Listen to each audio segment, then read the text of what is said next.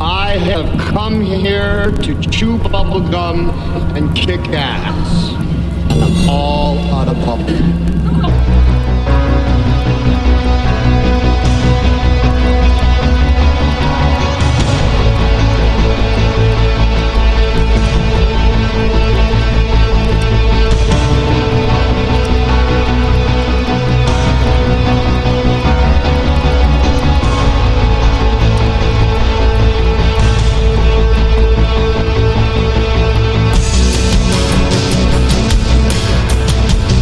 Ladies and gentlemen, boys and girls, children of all ages, welcome to the bloviating Zeppelin's Berserk Bobcat Saloon.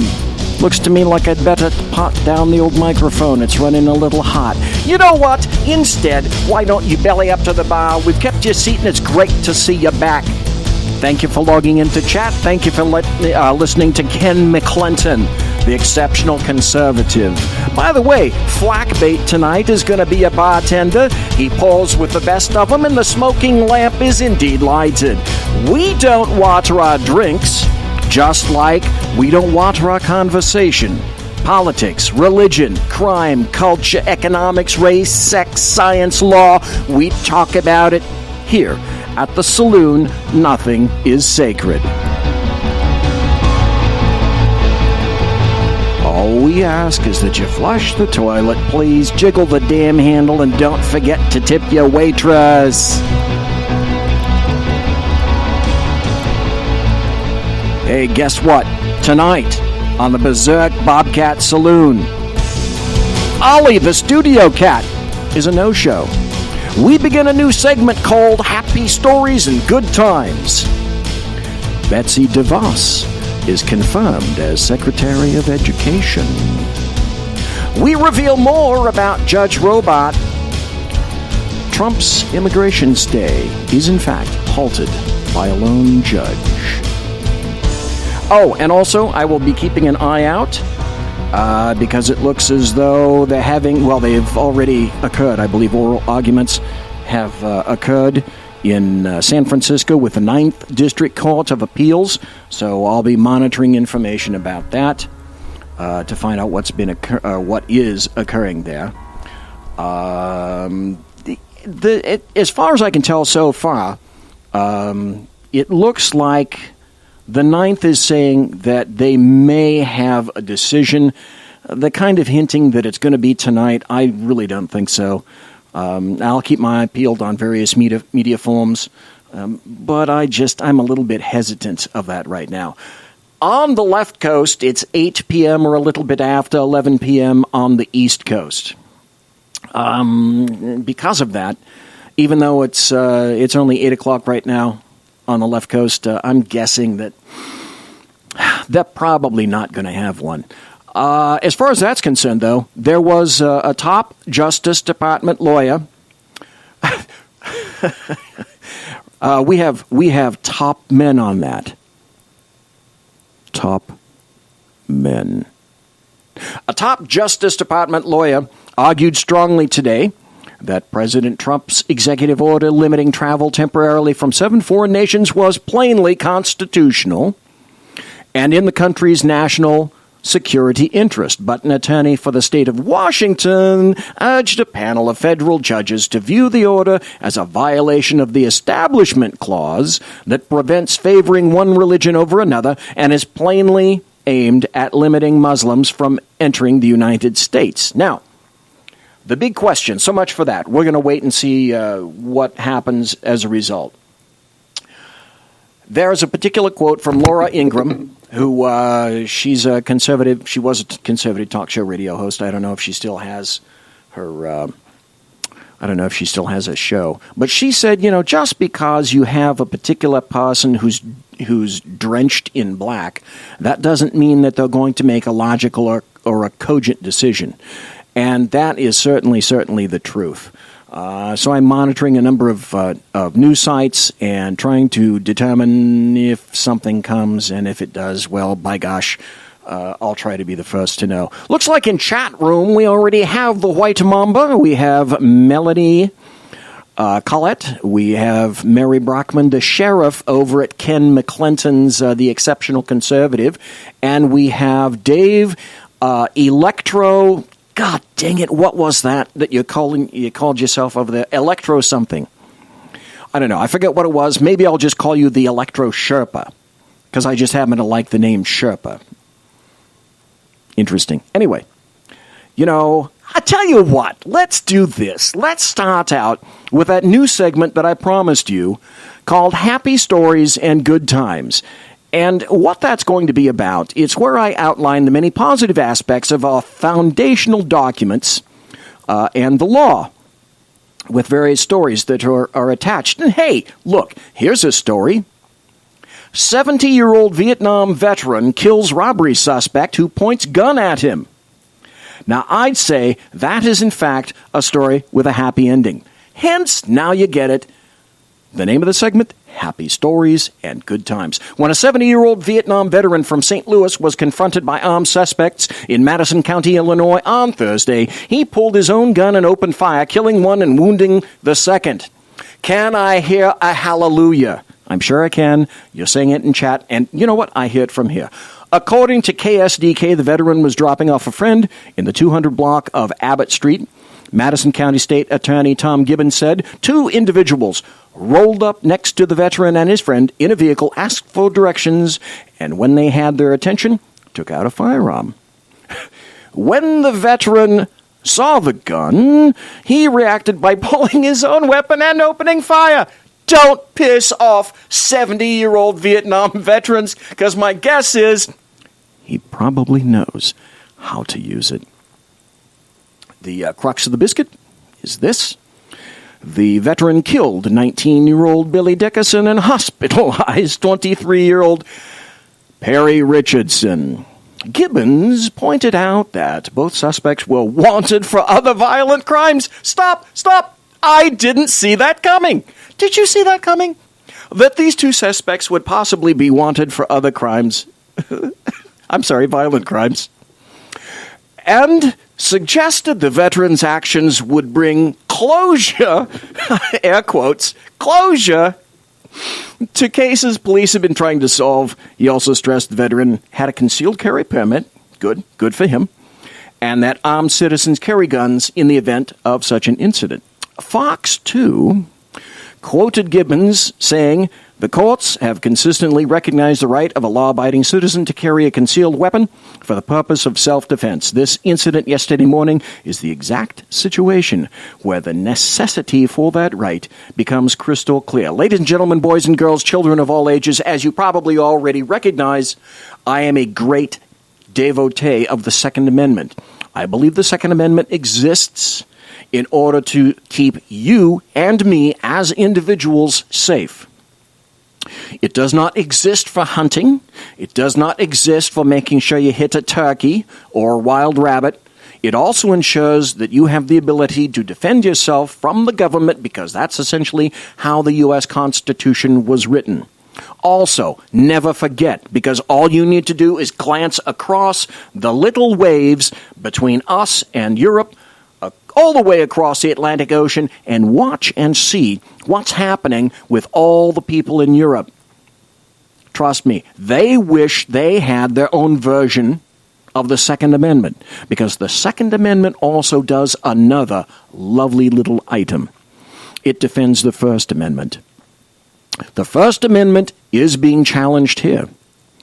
I was just listening to Kel on her show. It is definitely being challenged up in Canada. They don't have a First Amendment like we do, nor do they have a Second Amendment like we do. But when you have a second, you can be pretty well guaranteed that the first will continue. Now, why, ladies and gentlemen, do you think that there might be a push by leftists to eliminate the second? Can you do what I call the logical extension and foresee down the road where there might be leftists, anarchists, and Democrats who, in a galaxy not very far away at all, envision a gun-free future? and envision their control of whatever speech you have left, I say read the book 1984 because it's coming. Dave, thank you very much for giving that link in chat. I really appreciate it when folks do that. Thank you all for being here. Mary White Mamba, Melanie, and Dave, Electro Sherpa, Dave. So I appreciate it. Thanks for listening. It hasn't been, not much really has been going on at all. Do you suspect? I don't suspect. However, one extremely, Fahrenheit 451. Thank you for that, Dave. I've read that. Actually, I had to read that a number of years ago when I was a kid. And then actually it was not a terrible movie in a book by Ray Bradbury. People call him a science fiction author. He's sort of a lightweight science fiction author, certainly not hard science fiction, but an excellent author nevertheless. So what occurred today? Something extremely significant. Vice President Pence casted a breaking vote which did in fact confirm Betsy DeVos as Secretary of Education. So after continued obstruction by the Democrats to include essentially an absolutely pointless talkathon in the Senate staged by Democrats, Betsy DeVos, she's been confirmed as President Trump's Secretary of Education. To me, this is a huge, I should start that with a Y, huge thumb in the eye of the leftist NEA, National Education Organization, who, of course, their primary concern is the continuity of union power, union money, control, at the expense of children having the best education. So, from the Washington Times, we have Betsy DeVos confirmed VP Pence casts tie-breaking vote. Why is that significant? I'll tell you what. Let's find out.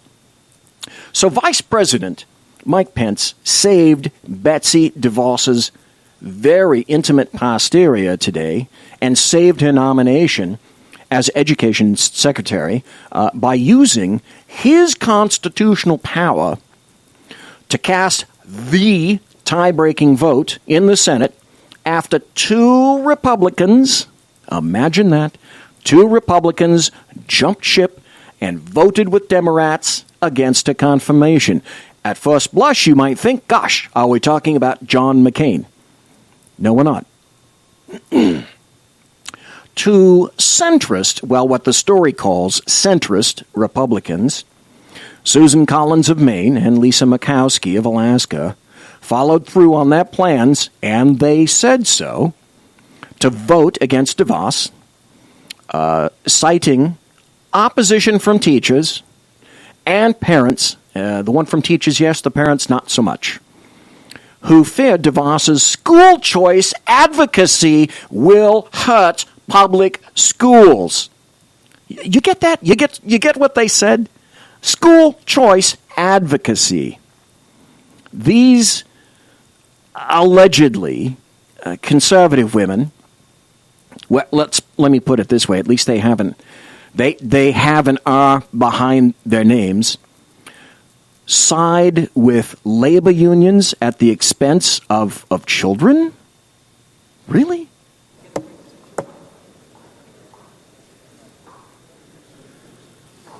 Yes, they did. On this vote, the yeas are 50, the nays are 50. The Senate being equally divided, the Vice President votes in the affirmative and the nomination is confirmed. President. Majority Leader. I move to reconsider the vote on the nomination. Question is on the motion to reconsider. I move to table the motion to reconsider. Question is on the motion to table. All in favor say aye. Aye. Aye. All opposed? The ayes appear to have it. The ayes do have it. And the motion to table is agreed to. I ask unanimous consent the mandatory quorum call be waived. Without objection.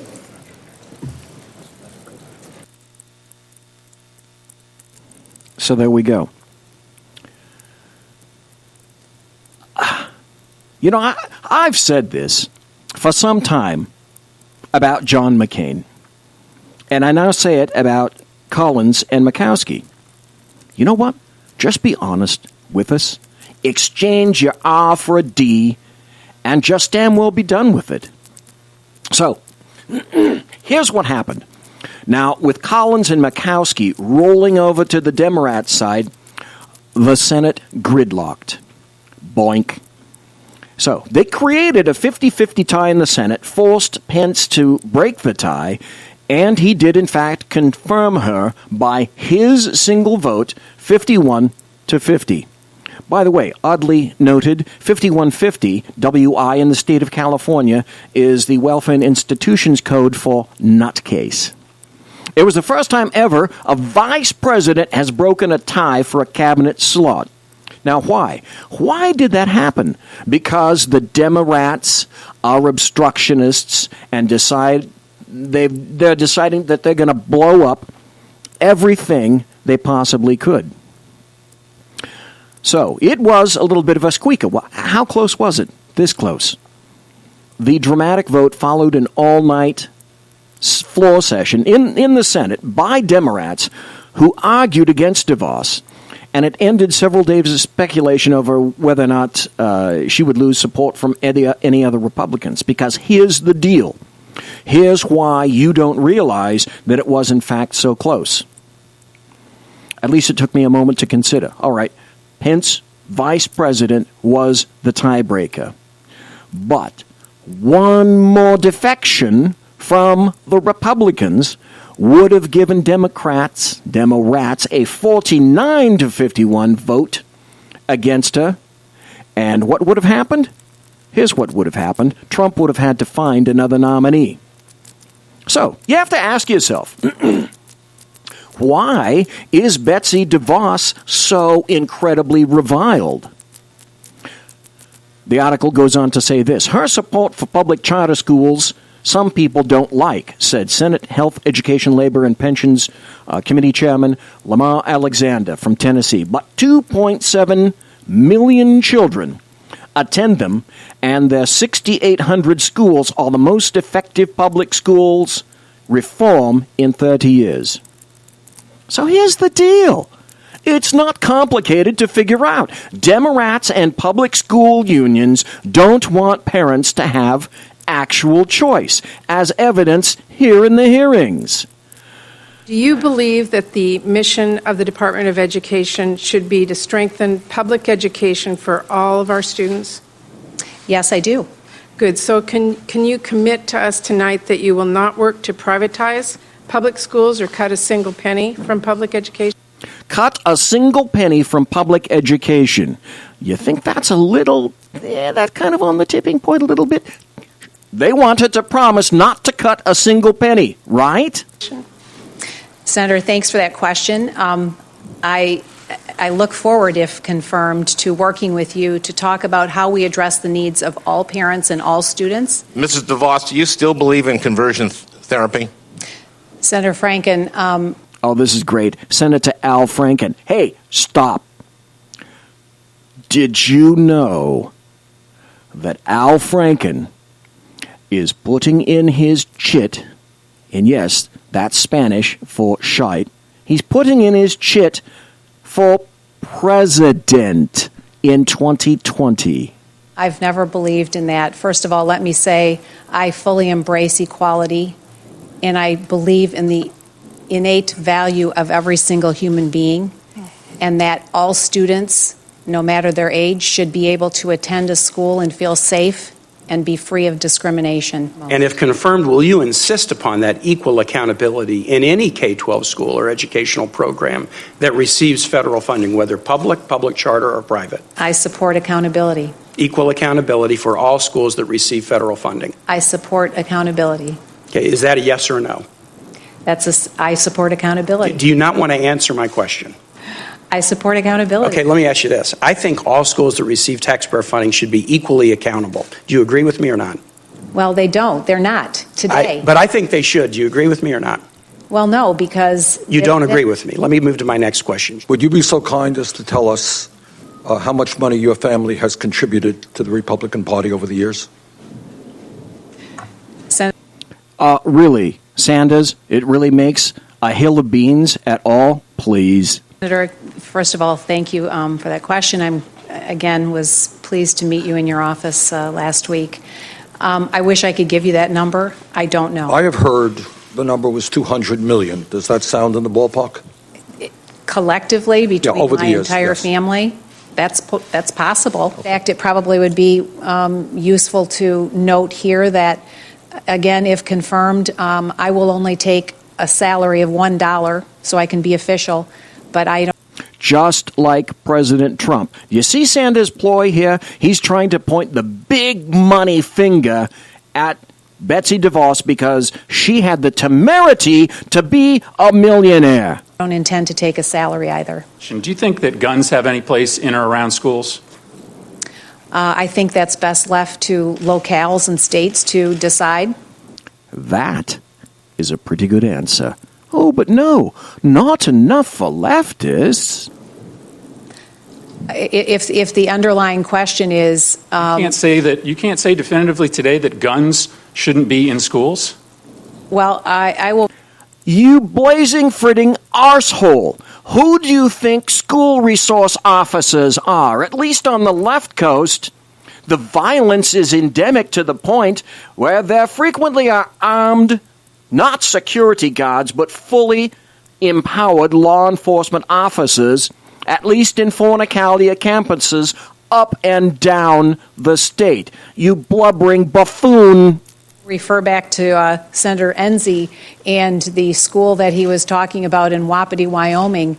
I think probably there, I would imagine that there's probably a gun in the school to protect from potential grizzlies. Now, Mrs. DeVos, do you have any direct experience in running a bank? Senator, I do not. Do you ever managed or overseen a $1 trillion loan program? I have not. How about a $1 billion loan program? Now, do you see what Pocahontas is trying to do here? Pocahontas is trying to say that because Betsy DeVos has never managed a multi-million-dollar business, that she has absolutely she can't be around the Department of Education at all because she's completely incompetent. I have not. Okay, so no experience in managing a program like this. How about participating in one? I think it's important for the person who is in charge of our financial aid programs to understand what it's like for students and their families who are struggling to pay for college. Mrs. DeVos, have you ever taken out a student loan from the federal government to help pay for college? I have not. Have any of your children had to borrow money in order to go to college? They have been fortunate not to. Okay, stop right there, Pocahontas. I can't take this bullshit anymore. Do you know who funds student loans now? Yes, it's the federal government. So who's in competition? Who can, for God's sake, compete with the federal government? I almost said the F word. I try my best not to let poo-poo nasties slip out, but occasionally they do. And when they do, I try to corral them right back up into my sleeve. Occasionally, they may do that. But who can compete with the federal government in terms of funding student loans? Answer: no one. So what do you think has happened to the costs, the tuition that colleges and universities are charging all around the damn planet? It has skyrocketed. Why? Because they know the government is good for it, they'll pay back. And so there's no competition. When there's no competition, you bint, guess what happens? Tuitions rise. Have you had any personal experience with the Pell Grant? Not personal experience, but certainly friends and students with whom I've worked. So you have no personal experience with college financial aid or management of higher education? You saw where that was? You saw how craven that was? How incredibly stupid that was. Oh, the Democrats, they didn't bring any kind of agenda to that, did they? Time.com wrote, however, this is interesting.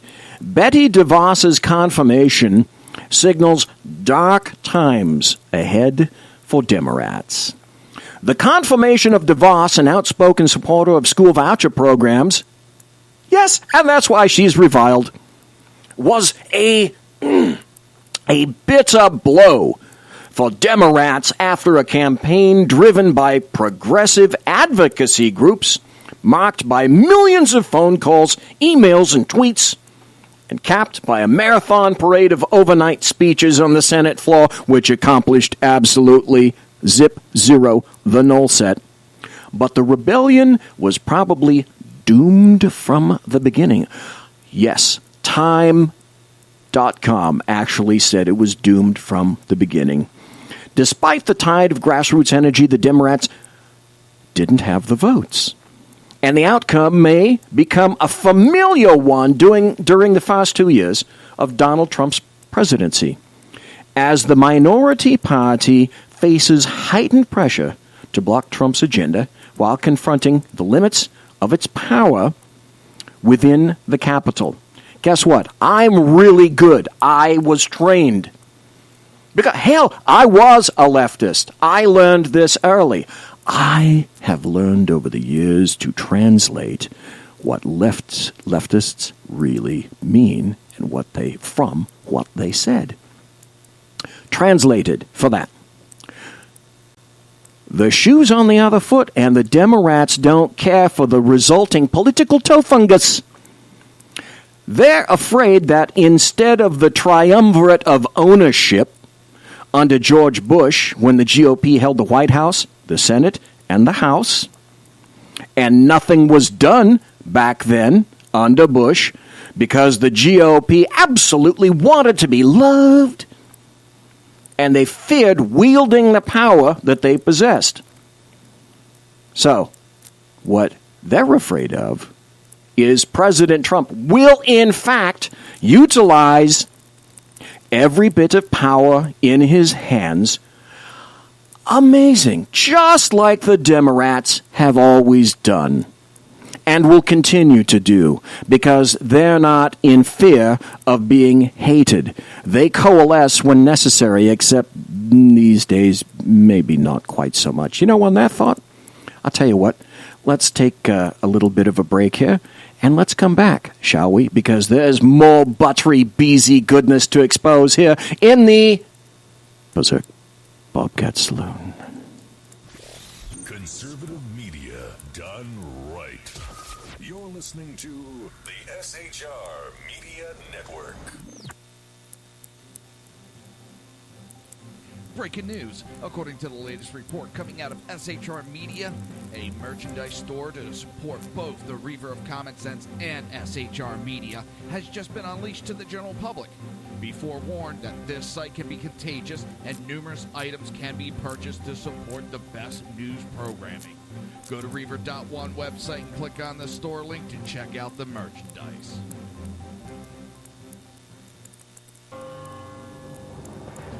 Hello, I'm Matt, a student at Hillsdale College. Here is Hillsdale President Larry Arnn on the continuing relevance of the Constitution. Many argue today that the Constitution is outdated because it addresses problems peculiar to the 18th century. Some parts of the Constitution do read rather quaintly. Consider the injunction against titles of nobility in Article 1, Section 9 of the Constitution. But is that so outdated? The purpose of the injunction is to prevent the government granting special privileges to some for partisan reasons. This strikes at the heart of the rule of law. The crony capitalism so common today is a place where the government bestows favors and tax dollars on some businesses to give them a leg up over others. This is exactly the kind of thing the Constitution was meant to prohibit. The Constitution is not so outdated after all. This Constitution Minute was brought to you by Hillsdale College. To join the national conversation on the Constitution, go to constitutionminute.com. Times are dark. The people misled by corrupt politicians, lied to by establishment media, and deceived by the false messages of Islam. A nation in confusion needs a guide. It needs a man with a cane. I'm Dave Milner. Join me on Spreaker, SHR Media, High Plains Talk Radio, Live Rebooting Liberty, and YouTube for a unique brand of commentary on the Unpleasant Blind Guide. because truth is not always pleasant. In a world controlled by corrupt politicians. You got a business. You didn't build that. A team of ordinary men emerge from the ashes to give voice to the voiceless and hope to the hopeless. Sackhead Sean. Dude, I'm not saying capitalist. Sackhead Clint. All good friends of ours usually show up drunk. Also starring Sacco as the producer. I'm a little bit drunk, 'cause I'm drinking. They are the Sackheads Radio Show. Every Wednesday at 8 p.m. Pacific on shrmedia.com.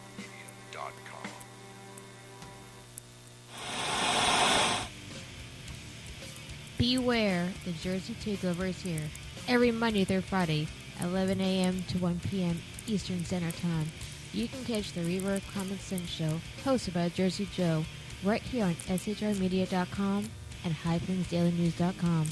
Only Jersey can deliver hell like no one else, so consider this your fair warning.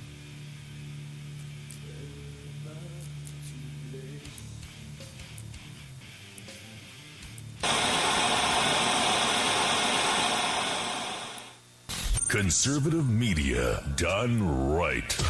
You're listening to the SHR Media Network. In a world where insanity reigns supreme and safety pin manufacturers are running out of metal for the diapers of the leftists, it's comforting to know an ancient, fat, long-haired, bearded reprobate has your mind in mind.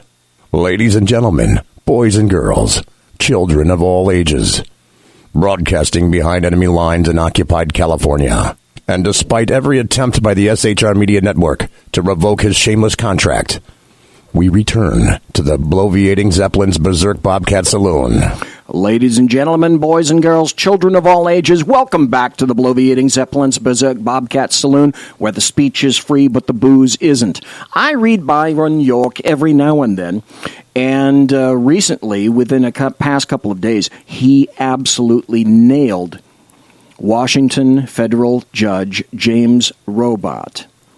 And we'll get back to that particular argument because I'm sort of going in reverse order right now. But I'm sure everybody knows and realizes in chat, those listening to the podcast, and those who happen to be listening live, the millions and millions of you throughout this wonderful, wonderful country of ours, yes, this particular imperial judge decided that he would shoot down Trump's temporary stay on immigrants. So, I heard this, and once I heard this, I thought, okay, I've got to play this for you guys. I happened to watch him and listen to a speech that Judge Andrew Napolitano gave at the Freedom Fest last year in Las Vegas, 2016. This guy thinks on his feet. I wonder what he thinks about the battle that's coming up here. Judge Andrew Napolitano, Fox News senior judicial analyst. Judge, what's going on here? Wow. We have a federal district court judge in Seattle who basically second-guessed the president on the wisdom and propriety of the president's executive order. And that is absolutely not the job of federal judges in our society. The law on which President Trump relied is crystal clear, a 1952 statute which says, just as John Roberts read from the government's brief, that the President of the United States has the authority to suspend any immigration of an individual or a group or a class of people for public health, public safety, or national security. And also, again, I've said this thousands of times. I looked it up myself. I'm not a gibbering buffoon. I actually know what I'm talking about a time or two. Because if you remember from the initial show, some of the information that I wrote went over to the Ninth Circuit. It was shot down, went up to SCOTUS, and the policy that I wrote was affirmed. 8 U.S.C. 1182. It's not the president and the courts. It's not the president and the Congress. It's the president alone. But those who are opposing him are saying that they are paying more attention to the 1965 law, which says that the president or the country can't discriminate against immigrants based on race, nationality, or place of birth. Correct. So the president can discriminate on the basis of geography if he makes a finding that people from a geographical area are more likely than not to contain people to harm us. And are you not wondering and hoping and crossing your phalanges and your tarsals and metatarsals that that's the argument that was made on behalf of the Justice Department in San Francisco in front of the 9th? So, Dave Milner in chat says, why do we need a conservative SCOTUS? This is the reason. Judge Neil Gorsuch. Yes, because installed, he would have a huge influence on this and may, in fact. It's probably what President Obama used when he did it, right? Correct. And the president can always discriminate for a short period of time in order to put in place more stringent vetting procedures where people will be identified and examined on an individual rather than on a group basis, which is basically what President Trump said in that executive order. So tomorrow night we're going to hear an hour of argument on this. Yes. And then when do you expect we'll get a decision? And does it go to the Supreme Court? I think we'll get a decision on Wednesday because this is a court that is required to write its decisions, and I think they know that the losing side is going to appeal to the Supreme Court. My view is the president is so much in the right, the states are so much in the wrong, they don't even have the standing to sue. Did you hear what he said? The states don't even have the standing to sue. You have to have standing before you can even submit. Oh, but wait, that's right. In front of an imperial federal judge, you don't really need much standing, do you? Meaning, they can only sue if they've been harmed, and they haven't. They are claiming that people that live in those states are harmed, and it's the obligation of those alleging harm to sue. But if the Justice Department wins and the states of Washington and Minnesota appeal to the Supreme Court, I don't think the Supreme Court will hear it. But if the states win and the Justice Department appeals to the Supreme Court, I think the Supreme Court will hear it because the Supreme Court is interested in the orderly administration of governmental function. And this is profoundly disorderly for a single federal judge to stop the president from examining people with more care as they enter the country. All right. Judge, thank you. You're welcome. And if we get more breaking news. And that's why I listen to what Judge Andrew Napolitano happens to say whenever he damn near opens his mouth. He nails it. So, Byron York writes at the Washington Examiner, and if you don't read Byron York, I would highly recommend it. I can't hit it all the time because there's just so much out there to read in order to compile this show and other shows. But he writes this at the WashingtonExaminer.com. Bingo. Justice Department demolishes case against Trump order. James Robart, the U.S. District Court judge in Washington state, offered little explanation for his decision to stop President Trump's executive order temporarily suspending non-American entry from 7 terror-plagued countries. Robart simply declared his belief that Washington state, which in its lawsuit against Trump argued that the order is both illegal and unconstitutional, would likely win the case when it is tried. By what? By what, Judge Robart? Sorry, that's a BZ I just had to interject that. I'm really sorry. Okay, moving on. Now the government has answered Robart, and unlike the judge, Justice Department lawyers have produced a point-by-point demolition of Washington state's claims. Indeed, for all except the most partisan, it is likely impossible to read the Washington state lawsuit, plus Robart's brief comments and writing on the matter, plus the Justice Department's response, and not come away with the conclusion that the Trump order is on sound legal and constitutional ground. There's a New York Times columnist, he's passed away now, named Russell Baker, who said this: "A judge is just a lawyer who curried favor with a politician." Stop. Yes, that's absolutely true. Hey, how do you get to become a federal judge? You get that by being nominated by a senator from your individual state.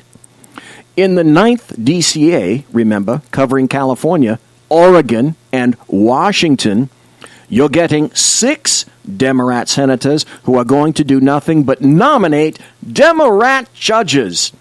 Can I get a duh from the audience? Thank you very much. Continuing. Beginning with the big picture, the Justice Department argued that Robart's restraining order violates the separation of powers, encroaches on the president's constitutional and legal authority in the areas of foreign affairs, national security and immigration, and second guesses the president's national security judgment about risks faced by the United States. Precisely. Indeed, in court last week, Robart suggested that he, Robart, knows as much or perhaps more than the president about the current state of the terrorist threat in Yemen, Somalia, Libya, and the other violent-plagued countries. In an exchange with Justice Department lawyer Michelle Bennett, Robart asked, "How many arrests have there been of foreign nationals for those 7 countries since 9/11? Because that doesn't happen to be her sort of state of affairs. She says, "Your Honor, I don't have that information." Well, who does? Judge Robart swears he does, but he either, 1, absolutely knows nothing, or 2, simply pulled the figure out from his judicial arse under his nice little black robe.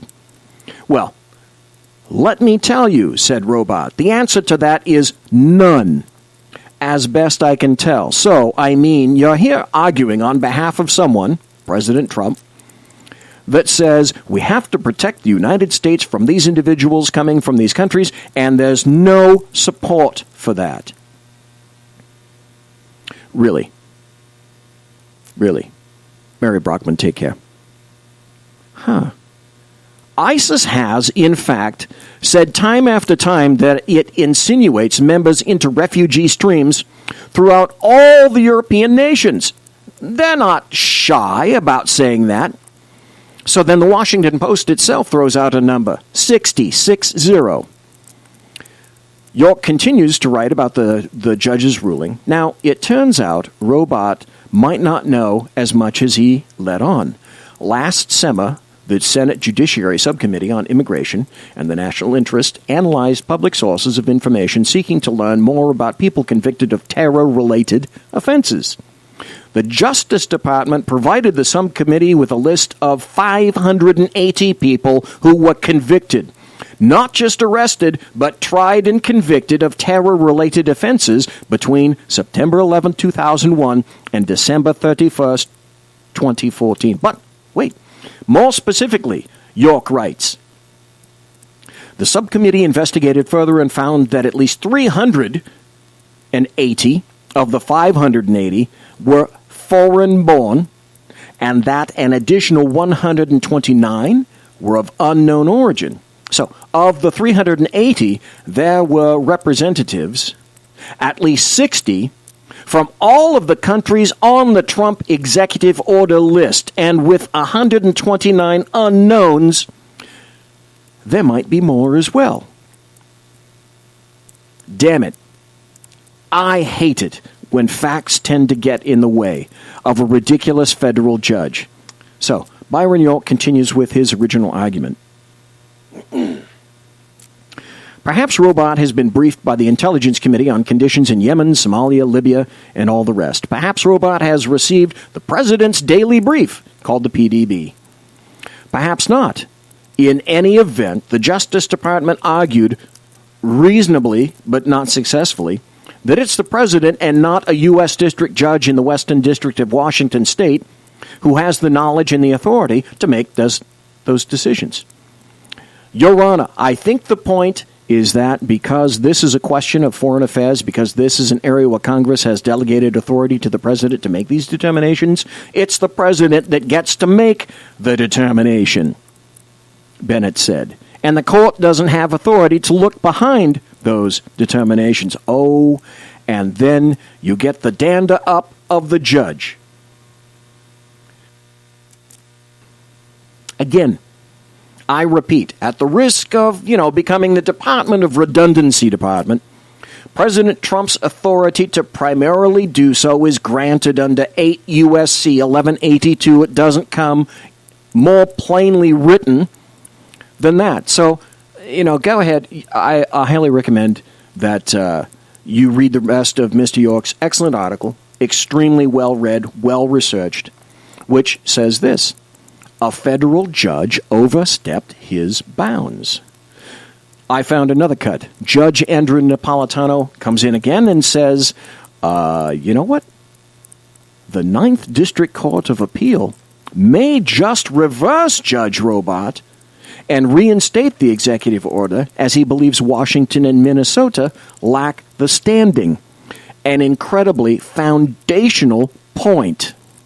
Well, the president's immigration order facing a key legal test as the Justice Department gets ready to file additional arguments to restate that ban. That later on this afternoon. In the meantime, people who were briefly stranded, well, now we're told they're rushing to enter our country. Well, they can't. I think people are still nervous because it's not over yet. It's just a temporary restraining order. The vetting process is already very thorough, and there's no need to create this fear, to create this confusion. I fear. The vetting is already thorough? Really? Now, how do you vet somebody, Mr. Stupid?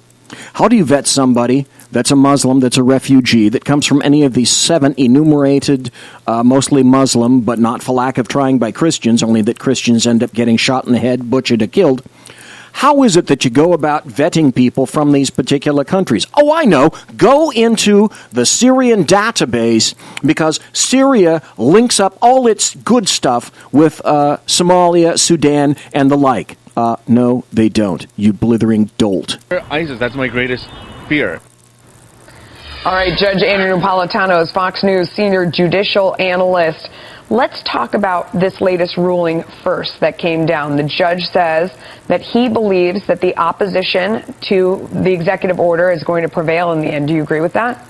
I don't agree with it, Melissa. I think that the judge, and I'm trying to read between the lines because he didn't give a legal opinion along with his order, but I think he's second-guessing the wisdom and the justice, if you will, of the executive order. The reason I say that is because of some language he used in the brief oral argument before him, in which he questioned whether or not evil people have come into the United States who've caused harm from the 7 countries that President Trump excluded.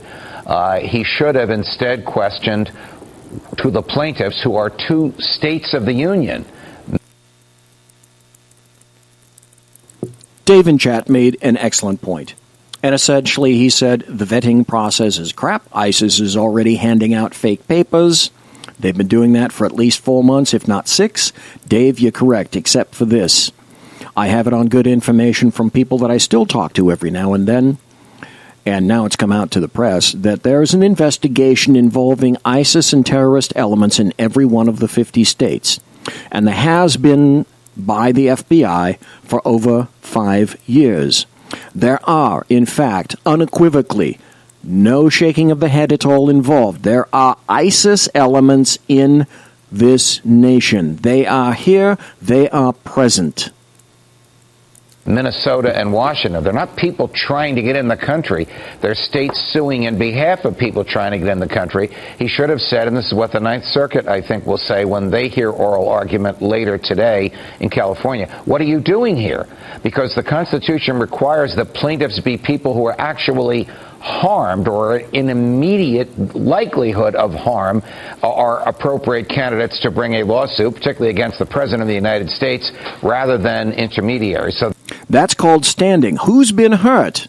That's how you acquire standing. Were you damaged? Were you hurt by what was done? In other words, Washington, were you hurt by what President Trump did? If so, that's how you acquire your standing in the eyes of a federal judge in the state of Washington. That's where I think the focus of the Ninth Circuit inquiry will be later today. Yeah, so talk to us more about what comes next. Well, the Ninth Circuit Court of Appeals, which is the intermediate appellate court for the 15 westernmost states of the United States, going all the way out to Alaska and Hawaii. Please listen to this carefully. It's kind of Byzantine, but this is absolutely essential if Trump wants to win. Please listen carefully. Judge Andrew Napolitano nails it exactly in terms of procedure here. Ordered briefs to be filed today. When they decided not to interfere with the trial judge, Judge Robart's order, the reason they gave is, we don't know enough about this, so we want the government to tell us their version, and we want the plaintiffs, the state of Washington and the state of Minnesota, to tell us their version. Those versions are 2/3 in, and the final version is due at 3 o'clock this afternoon, Pacific time. I think by 6 o'clock today, Pacific time, the Ninth Circuit Court of Appeals will rule on just this one issue. Was it proper for Judge Robart, sitting in Seattle, to prevent the effect of this executive order signed by the President of the United States? If the answer is yes, then the ban on the executive order will stay in place while Judge Robart, there he is on the right of your screen, will actually hold a trial. If the answer is no, then the ban that the President put in place will be back in place while Judge Robart holds a trial. Either way, I mean, we get the next phase of this tonight, but it's not going to be over at that point. No, it's not going to be over. If the executive order is still prevented from being enforced, you'll see a trial very, very quickly. But if the executive order is being enforced while Judge Robart holds a trial, well, he's probably going to take his time. Bear in mind, Melissa, there are 4 cases throughout the U.S. The Chief Justice should probably consolidate all of them before one judge so that these judges are not each reinventing the wheel. So the entire dispute can be resolved in one place at one time before one judge and in one courtroom. That's the economic way to do it. Yeah, absolutely. But what's the likelihood that that would happen? The Chief Justice Roberts has been very good about doing that for cases that are substantially similar and filed in different places in the country. So you have one in Brooklyn, one in Boston, one in Alexandria, Virginia, and this one in Seattle that we're all focused on. If you were a betting man, what do you think the outcome is going to be? That the Ninth Circuit Court of Appeals will reverse Judge Robart and reinstate President Trump's executive order because the 2 plaintiffs here, the 2 states, Washington and Minnesota, do not have the standing to bring an action on behalf of others. You heard that? Judge Napolitano says that he actually believes the 9th District Court of Appeals in San Francisco, run by leftists, staffed by leftists, may actually do their leftist job. Time will tell. I've been looking at all through the news. If you guys happen to see anything about it, please let me know in chat. I see nothing yet indicating that there's a decision that's come back. My guess is that it really won't occur until tomorrow. Others who are harmed have to bring that action directly. Judge Napolitano, I don't know what we would do without you. Thank you. It's a pleasure to be with you and with that wonderful young man next to you. There you go. See you soon, sir. Thank you. I'm calling me young. See, the deal is Judge James Robart is really an odd duck cipher, and I'm going to tell you why. He's a Bush-appointed Republican who goes just way askew, as the current kerfuffle up in Washington state indicates with regard to Trump's immigrant stay. He goes just far afield on strange issues. So there's a particular website called BlueLivesMatter.com. I wonder how they got that particular name. And there's a particular individual who writes, federal judge accuses police union of killing black people, proclaims Black Lives Matter. Wait, are we talking about... yes, we are. U.S. District Judge James Robart on Monday, this is a few months ago, last year, expressed a strong anti-police bias when dealing with a case involving Seattle Police Union's contract negotiations. Judge Robart went on a rant about deadly force statistics against black people and proclaimed Black Lives Matter. Is that really what a federal judge should be doing? Judge Robart is presiding over a 2012 consent decree requiring the city to adopt reforms to address Department of Justice allegations of bias policing and excessive force. The proposed changes will have a major effect on all of the union members, including discipline being investigated and determined by non-law enforcement investigators. The changes make it faster and easier to discipline an officer if the public believes that the officer was wrong, whether or not that was actually the case. Continuing to build an image in his mind of being some sort of folk hero, Judge Robart went on to say that 41% of the shootings by police were of blacks when they represented 20% of the population. Judge Robart then declared that Black Lives Matter. Judge Robart's rant is actually a perfect example of why law enforcement officers cannot be excluded from the process of disciplining other officers. The statistics on police shootings that Judge Robart cited were completely out of context and ignore the reasons that shootings occur. So that's who, I should say, you're dealing with.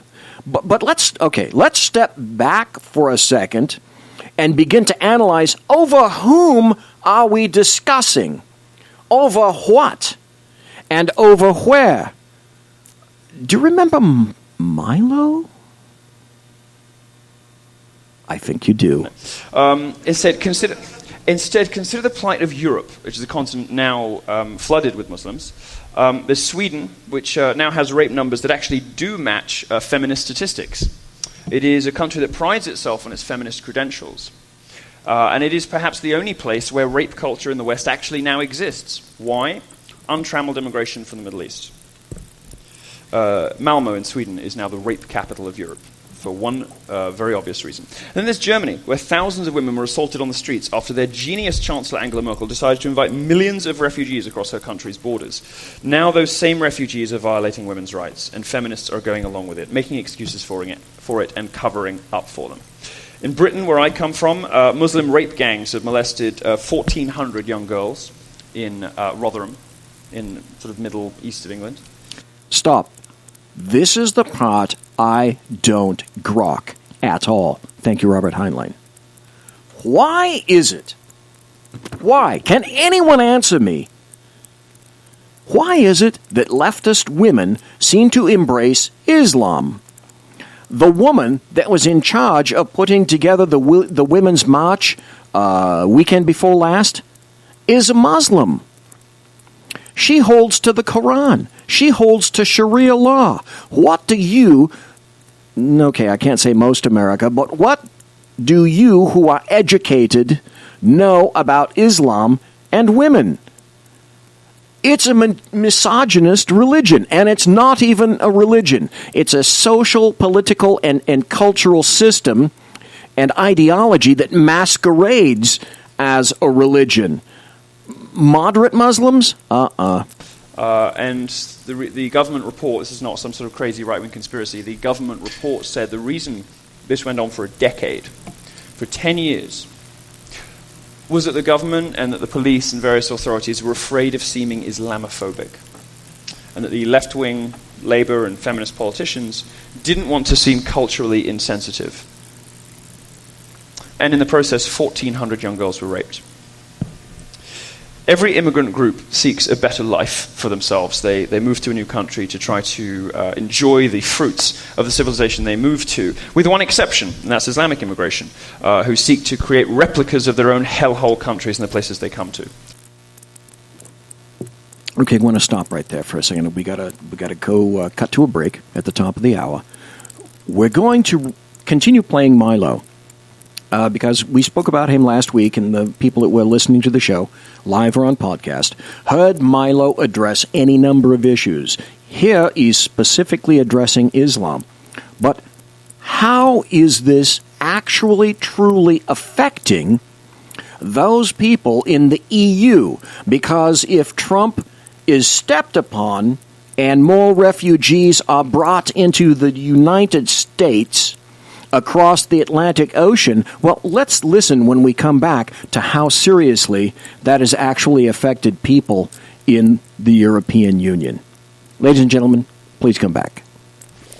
Conservative media done right. You're listening to the SHR Media Network. Breaking news. According to the latest report coming out of SHR Media, a merchandise store to support both the Reaver of Common Sense and SHR Media, has just been unleashed to the general public. Be forewarned that this site can be contagious and numerous items can be purchased to support the best news programming. Go to Reaver.one website and click on the store link to check out the merchandise.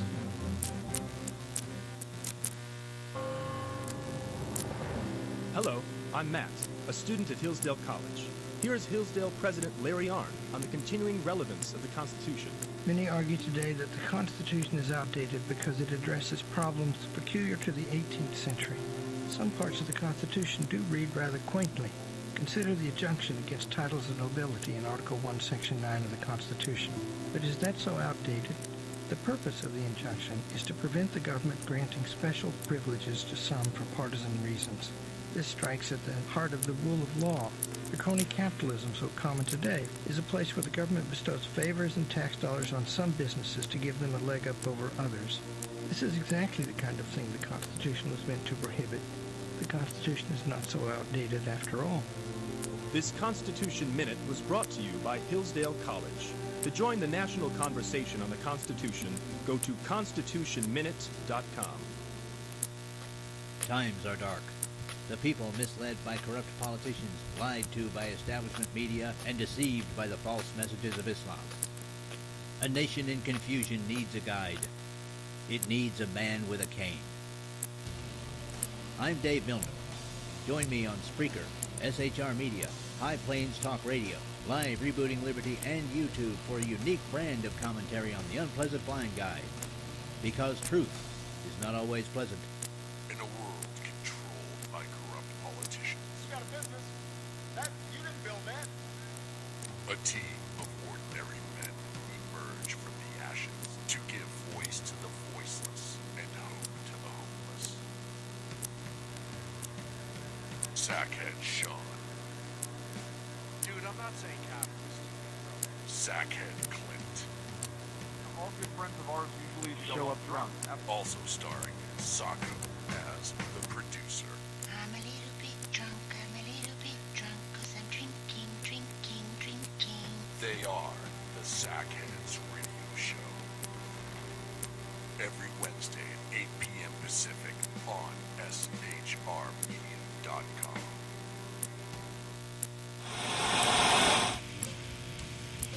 Beware, the Jersey Takeover is here. Every Monday through Friday, 11 a.m. to 1 p.m. Eastern Standard Time.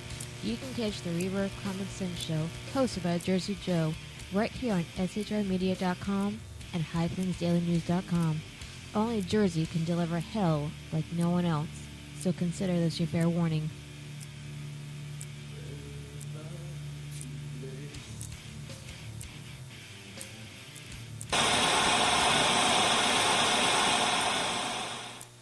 Conservative media done right. You're listening to the SHR Media Network. Ladies and gentlemen, boys and girls, children of all ages, welcome to the bloviating Zeppelin's Berserk Bobcat Saloon, live and direct from BZ Sierra Nevada Airy in occupied California, doing the job the American media maggots won't, featuring right thinking from a left brain, working without a net and under an assassination order. Here is the bloviating Zeppelin. Ladies and gentlemen, boys and girls, children of all ages, welcome back to the bloviating Zeppelin's Berserk Bobcat Saloon, where the speech is in fact free, but the booze isn't. Milo, again, please continue talking about Islam, if you would, sir. Islam is the only group that tells its members not when in Rome, do as the Romans do, but when in Rome, demand benefits and rape people. The situation with regressive social attitudes in Muslim communities in the West is out of control, and your politicians are not talking to you about it. Your journalists are not being honest with you about it. And it is becoming one of the great underreported on or even completely unreported on scandals of the modern era. These are people who have profound views that are profoundly antithetical to our own. And you got a taste in America of what this might look like in Orlando. I went down there straight after this had happened and gave a speech and talked to people down there, and they were sort of mystified by how this could ever have happened in America. And I said, well, it's happening in America because you're going down the same path that we went down in Europe. In Orlando, about 45 minutes drive north, somewhere called Sanford, I think, There's a mosque, and this mosque hosts a guy who said that the compassionate thing to do to fix homosexuality in the US, the compassionate response, was to kill them all. And this is the kind of environment in which Omar Mateen, who killed 50 and maimed another 50 people in the Pulse nightclub in Orlando, was raised. And this is in Florida. In Florida, in the United States. It was amazing to me that America had allowed itself to get into this position. It's getting so bad in Europe that Vlad the Impaler is acquiring something of a folk hero status compared to the people who now are swarming over from the East. Look, I enjoy being abused consensually, but Muslim immigration is one of the main reasons I left Europe, and am now looking for a home somewhere else. And I advise women to do the same. You see, Europe hasn't solved the refugee crisis; they've just created a new one. Now the people who lived previously in the West are looking for somewhere else to live. And where are the feminists? Well, the feminists aren't focusing on what's happening to women in the Middle East. They're not focusing on what's happening to women when those cultures are injected into our own by politicians without our consent or our agreement. Feminists are complaining about microaggressions, manspreading, mansplaining. They're inventing garbage statistics to try to insinuate that nice, well-brought-up, well-educated people like you are exercising patriarchal control over them. These oppressive conspiracy theories they come up with. The lies they tell about the wage gap. Women don't earn less than men for the same work. It doesn't happen. It's garbage. There's no rape culture on American college campuses. We don't celebrate rape in America. We punish it. But these are the sorts of lies that are told to demonize not just conservatives and libertarians, but anybody who doesn't fall into one of the left's protected victim groups.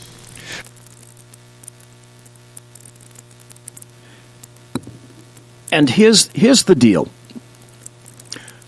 I truthfully believe, and call me on this if you think I'm wrong, I don't believe Americans or Europeans hate immigrants or immigration. What they do dislike is watching their countries, particularly the European Union, being consumed from within and demolished, utterly ravaged by hordes of individuals in such numbers, this is the deal, in such numbers as to also pretty much ensure that assimilation cannot occur at all. And so sadly, it's from the EU that we should learn. Again, get down. When you go to sleep tonight and you hit your knees and you pray that the Atlantic Ocean continues to be between us and Europe. So I asked, how has this affected people that are in the European Union, in various countries? Perhaps we should listen to this.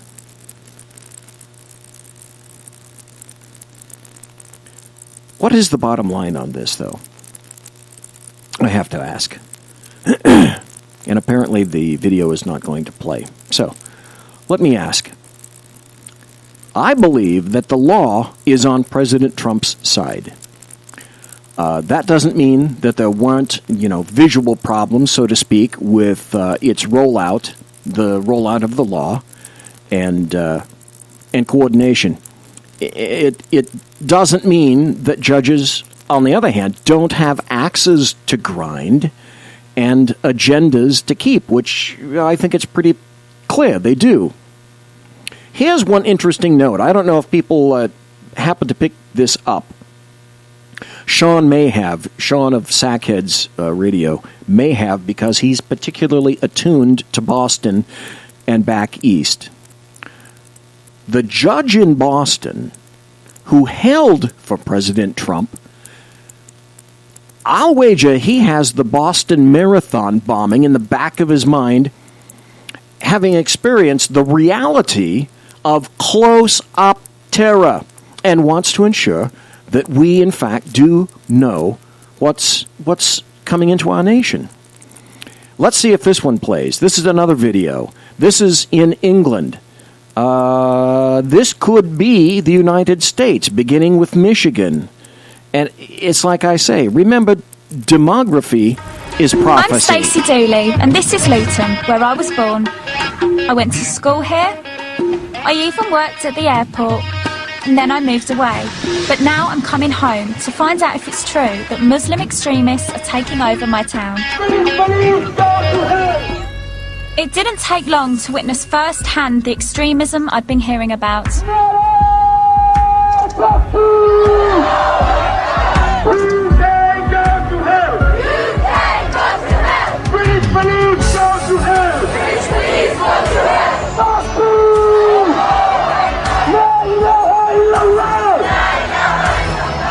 Do you hear what they're saying? They're saying, UK police go to hell. I wasn't sure what they were marching for, but tensions were running high.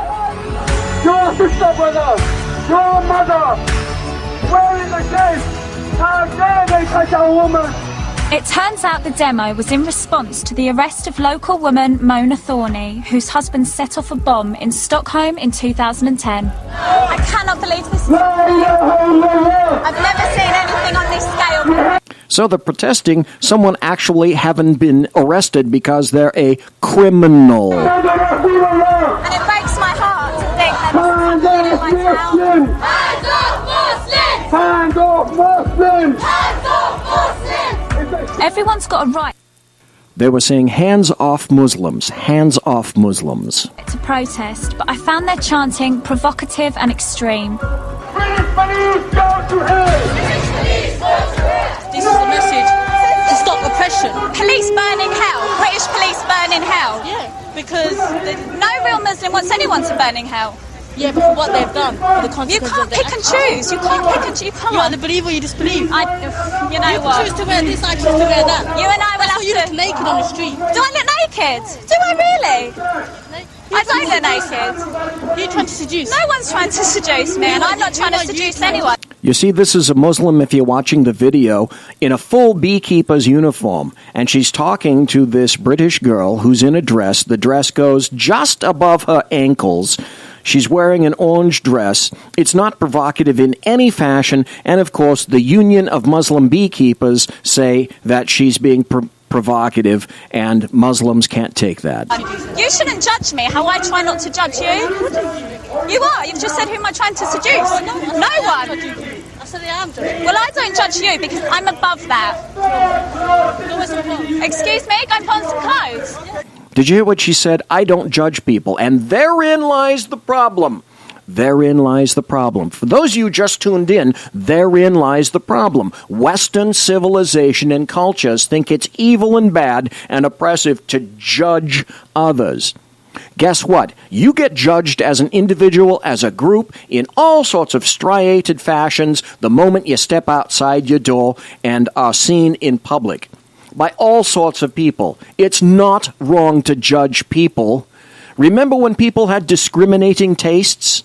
Discriminating used to mean good, which means that there was actual judgment involved.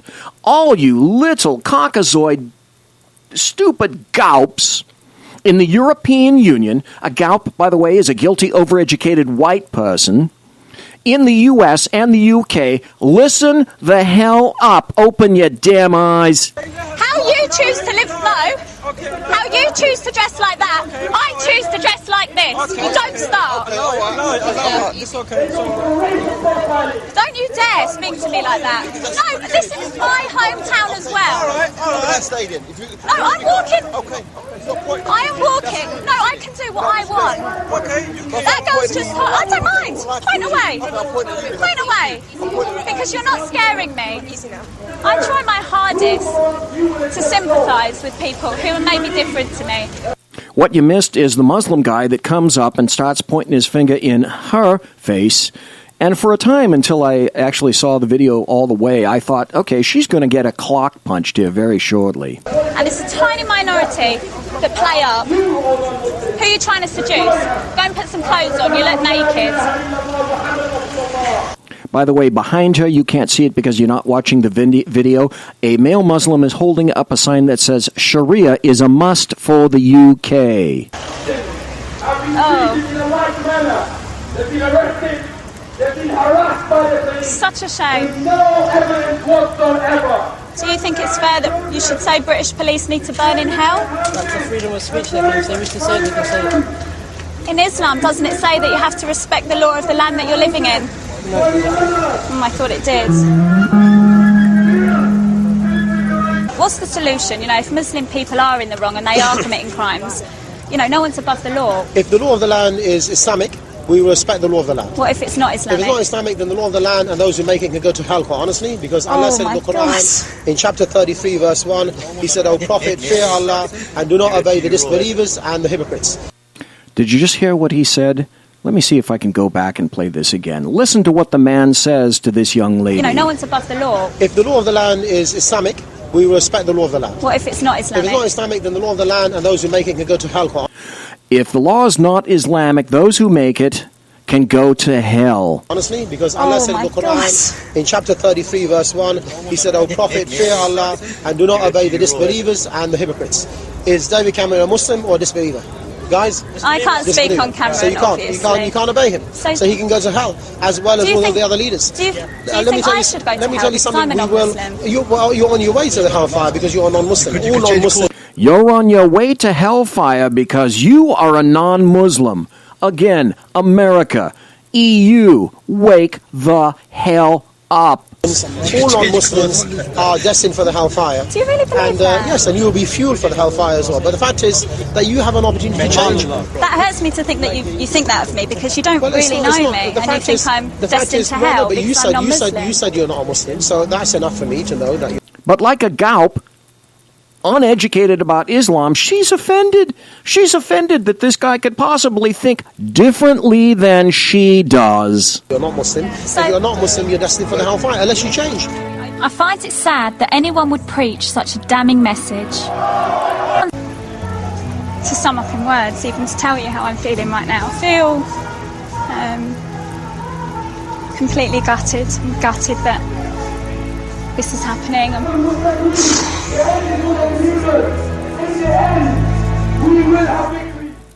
So there's your Muslims in the UK. Ladies and gentlemen, wise up, wake up, America. I say, educate yourself about Islam. But wait. You know, the same things that were coming out of President Trump's mouth and what he's now decided to do by putting pen to paper.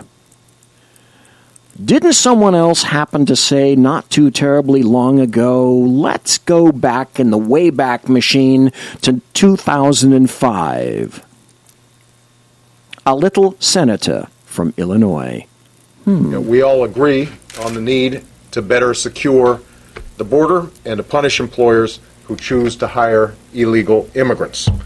We are a generous and welcoming people here in the United States, but those who enter the country illegally and those who employ them disrespect the rule of law, and they are showing disregard for those who are following the law. We simply cannot allow people to pour into the United States undetected, undocumented, unchecked, and circumventing the line of people who are waiting patiently, diligently, and lawfully to become immigrants in this country. Right, there you go. That's what leftists believed then who weren't yet running for president. What do you think, ladies and gentlemen, what the hell do you think would happen if any Democrat happened to say that today? At all. At all. All right, I've got about 10 more minutes to the bottom of the hour, so let's talk about this particular story. Let's examine how it is that Trump's stay on immigration got to where it is in the first place. From the Wall Street Journal, Seattle judge used broad power to halt executive order. Federal judges don't often issue nationwide orders, but they have the power to do so. As a U.S. District Judge in Seattle, Judge James L. Robart typically handles federal cases affecting businesses and individuals in the western half of Washington state, an area roughly bordered by the Pacific Ocean in the west and the Cascade Range in the east. But on Friday, this past Friday, I should say, Judge Robart expanded his reach, ordering a halt to President Donald Trump's recent executive order on immigration and refugees. A federal appeals court early Sunday rejected a request from the Justice Department to immediately reinstate the order, asking for more court filings before it rules on the matter. The district court ruling applies to the entire country. That makes it broader in scope than others that proceeded in recent days. Orders issued in Brooklyn, Alexandria, Virginia, Boston. Remember I told you about the Boston judge who held the stay and said it was lawful. They were mostly picking apart pieces of the executive order, said Adam Winkler. Well, Adam is wrong because the Boston judge affirmed Trump's executive order. A constitutional law expert at the University of California, Los Angeles. Judge Robart's order halts the Trump directive in its entirety. Federal judges don't often issue nationwide orders, but they have the powers to do so, legal experts said. So, a significant portion of that Bush-appointed judge's ruling revolved around uniformity. This emphasis on uniformity was key to Judge Robart's order. He acknowledged the Trump administration's argument that any restraining order should be limited to the two plaintiff states, Washington and Minnesota. But Judge Robart rejected the request, concluding that a partial implementation would undermine the constitutional imperative of a uniform rule of naturalization and Congress's instruction that the immigration laws of the United States should be enforced vigorously and uniformly. So, one thing that I would like to point out before we all go off the deep end like leftists is we shouldn't lose sight of this. Judge Robart stole, perhaps liberally, some of his language from a Brownsville, Texas-based U.S. District Court judge named Andrew Hanen. And he, if you remember, go back a little bit in your brain housing group, your wheelhouse, he, in 2015, issued a nationwide injunction blocking the implementation of Obama's administrative policies that granted some protection to children of illegal immigrants. So, in another high-profile case, again, a nationwide order, a federal judge in Los Angeles in 2010 now issued a nationwide injunction against the don't ask, don't tell policy. So there's precedent. It's been done before. Let's not go completely over the cliff ourselves. I say, hey, let's let leftists do that for us, shall we? So nationwide injunctions have been criticized by a lot of legal scholars who say that they encourage judge shopping. An interesting concept, and imbue a single litigant with power way outsize what is meant. The idea, this is a quote now from this particular attorney, the idea is that you pick a judge who's friendly, go to court, and stop a big government program before there's been a trial or before the judge even has an evidentiary record. And further, such orders can raise other complications too. Other districts are free to make and implement their own nationwide orders, which might conflict with those already on the books. So partly for that reason, nationwide orders are sometimes put on temporary hold by appeals courts to stave off the uncertainty that might otherwise ensue. So, don't you want to know what some of those interests might be that Judge Robart considered in his opinion? ZeroHedge.com, which leftists say is fake news but is not, it's actually very well written. ZeroHedge.com weighed in on this, and they said, the DOJ appeal faces an uphill battle. The Washington suit is so much more broad than anything we've ever seen because it goes into the economic interests of the parties. And that's a very big development. The economic interest. How would that affect the economic interests? This guy named Hoffman said of a likely appeal by the federal government, appeals of temporary orders occur in only very, very extraordinary measures. I doubt it would be successful. The reason why Robart was so quick with his decision is because he had the support, listen to this, of some of America's largest tech companies. And where do some of America's largest tech companies reside? You already know, the state of Washington. Washington Attorney General Bob Ferguson said the effects on his state included economic consequences for employers based there, including, you guessed it, Microsoft, a huge corporation that leftists hate, Starbucks, a huge corporation that leftists hate, and Amazon.com, a huge corporation that leftists hate, Washington-based Expedia, a huge corporation that leftists hate, and about 1,000 customers with flight reservations in or out of the U.S. from the 7 countries. Oh, okay, I get it. People with flight reservations need to be held in higher esteem lawfully than the President of the United States sitting in D.C., duly elected by the people of this nation. That's essentially what they're saying. So, DOJ lawyer Michelle Bennett, she was arguing it at this past Friday's hearing, said the president was acting within the authority granted him by Congress, and there was no financial harm to the states. The judge disagreed. Yeah, the judge disagreed, but did the judge have to say necessarily why? And did he have to write at length about why? No, he didn't. So let's think about that for a second.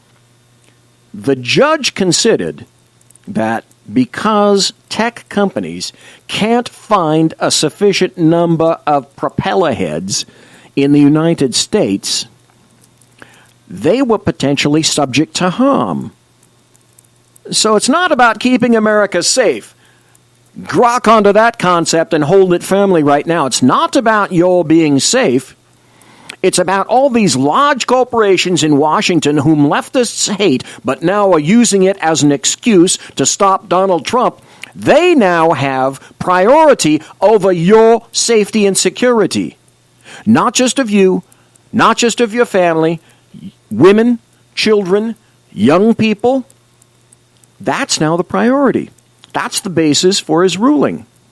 He was saying they're potentially subject to harm.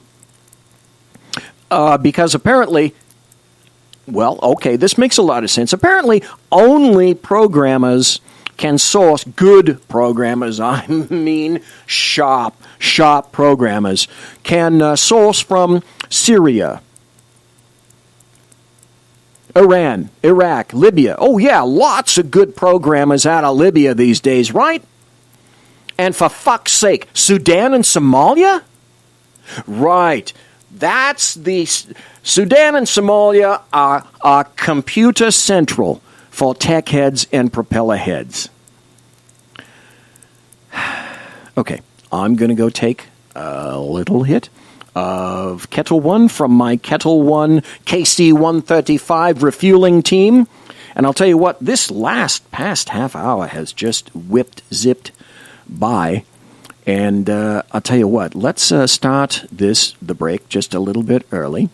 And I'll be right back to play some more video for you, and we'll do a little bit more discussion. Plus, a very interesting note from the leftist journal, The Economist magazine. If you don't read it, every once in a while you ought to go to theeconomist.com and see what it is that leftists in the UK are thinking, because they came out of literally left field with the article that I'm going to read after we kind of wrap things up a little bit. So please, thank you for listening. Come right back. Conservative media done right. You're listening to the SHR Media Network. Breaking news. According to the latest report coming out of SHR Media, a merchandise store to support both the Reaver of Common Sense and SHR Media has just been unleashed to the general public. Be forewarned that this site can be contagious and numerous items can be purchased to support the best news programming. Go to Reaver.one website and click on the store link to check out the merchandise.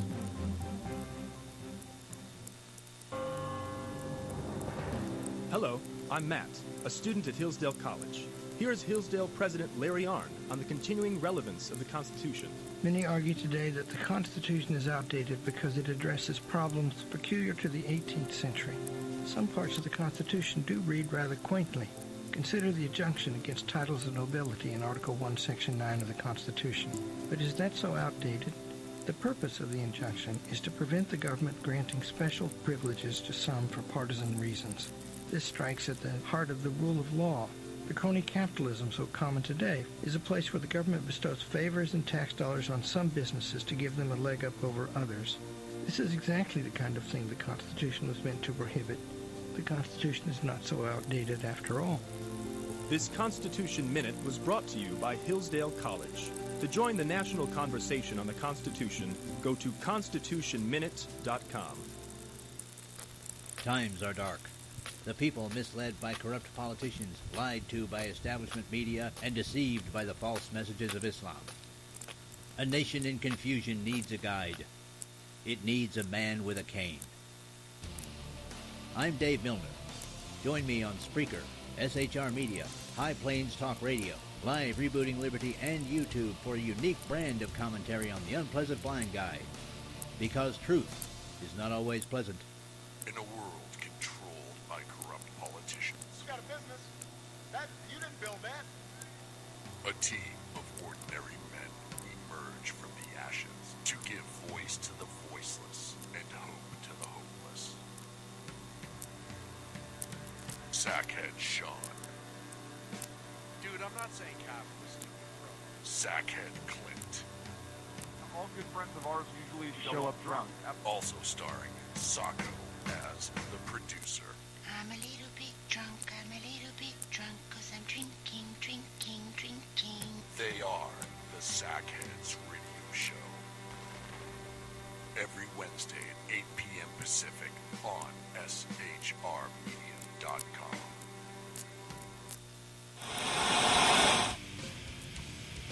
Beware, the Jersey Takeover is here.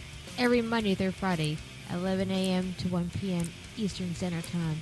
You can catch the Reaver Common Sense Show, hosted by Jersey Joe, right here on shrmedia.com and highplains.dailynews.com. Only Jersey can deliver hell like no one else, so consider this your fair warning.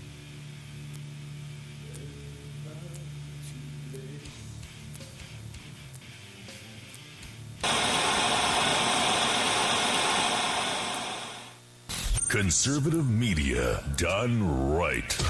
You're listening to the SHR Media Network. In a world where insanity reigns supreme and safety pin manufacturers are running out of metal for the diapers of the leftists, it's comforting to know an ancient, fat, long-haired, bearded reprobate has your mind in mind.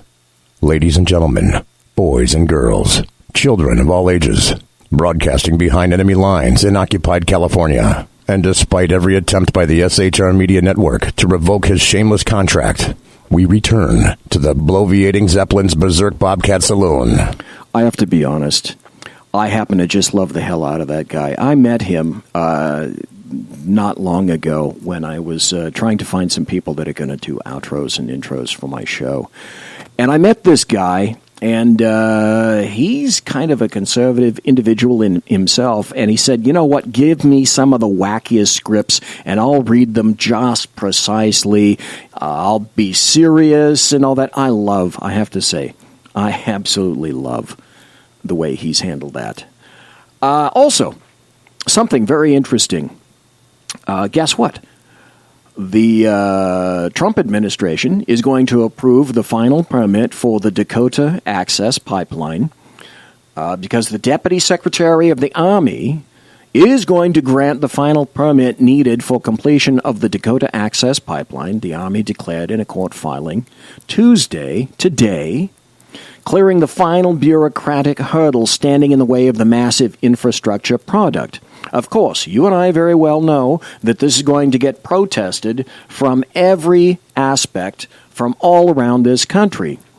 But what most of these morons don't know is that under their very feet there are hundreds and thousands of miles of pipeline, of oil and gas and petroleum all throughout the United States that they have no idea is there, and it's been there for quite some time.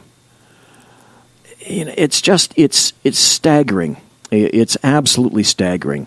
I'm going to attempt to play something from you about where I've got a quote from the DHS secretary regarding the travel ban, and because of the nature of Twitter, it's kind of odd. Let me see if I can crank this up here, because it's something that's semi-shocking, but I think everybody needs to hear. Let's see if I can pull this off, shall we? Okay, go ahead. Let's just say, for instance, a person who is trying to get to the United States to do some harm, some terrorist attack, is coming in during this period that the courts have put a stay on our enforcement. We won't know that until that an individual is a bad person until they do something bad. Yeah. But it's entirely possible that someone that's coming in, whether it's during this stay, during the court action, or previous to this period, but you don't have to do us harm. But you don't have any proof at this point. Not until the boom. Not until what? Not until they act and blow something up or go into a mall and kill people. Stop. These people in D.C. don't understand what he said. We need tools. We need the tools adequate to prevent incidents like 9/11, like all the various terrorist events that have occurred, the Boston bombing, Orlando, San Bernardino. We need the proper tools to be able to protect the people of the nation. Without those tools, and that immigration stay is part of a tool, they're not going to know that anything is bad until the boom occurs. And then trust me, oh trust me when I say that when the boom occurs, they're going to get their arses grilled as to how they could possibly have allowed that to occur. So we won't know until then. Isn't that right? So we're not going to know until then.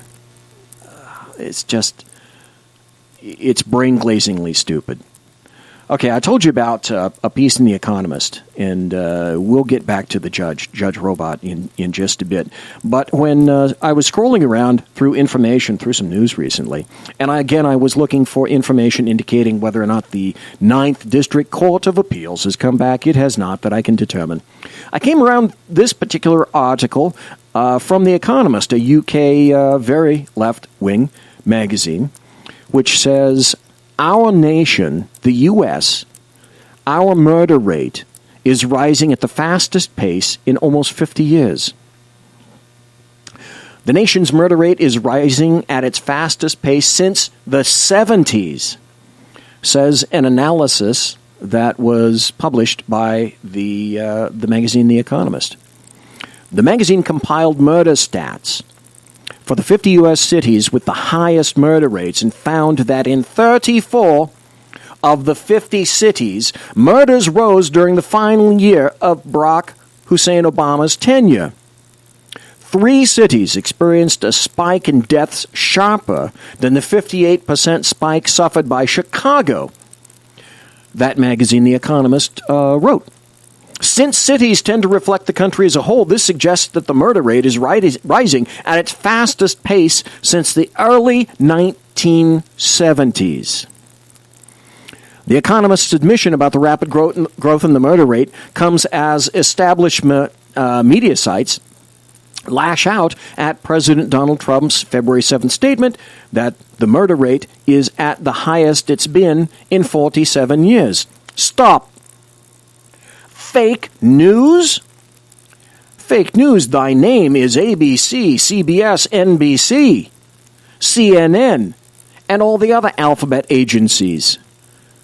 That's the fake news. Oddly enough, shake your head, Donald Trump was actually correct. He was correct.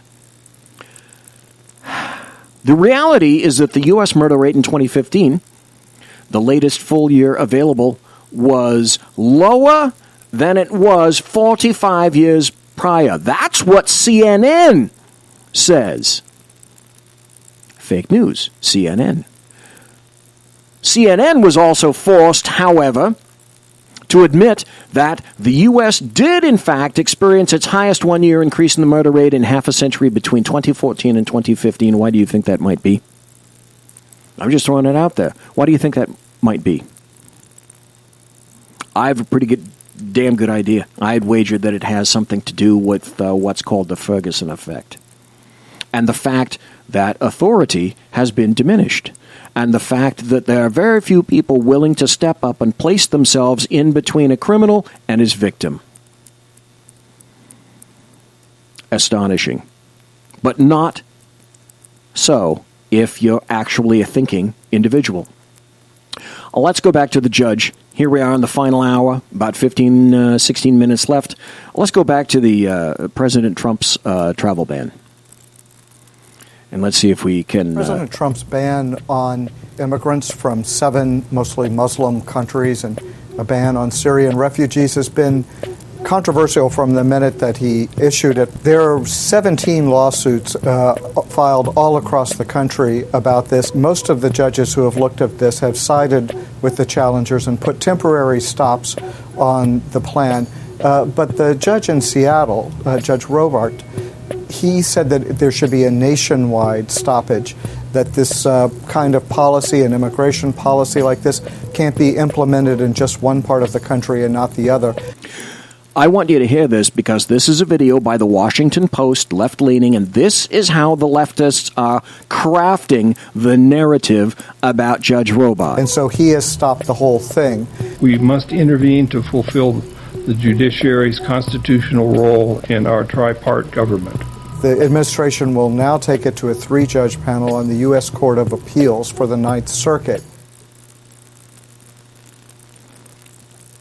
Basically, it says that the Federal Appeals Court denied an initial bid from the Trump administration. Probably no matter what that panel decides, one side will try to go to the Supreme Court to see if the court will step in and make that decision.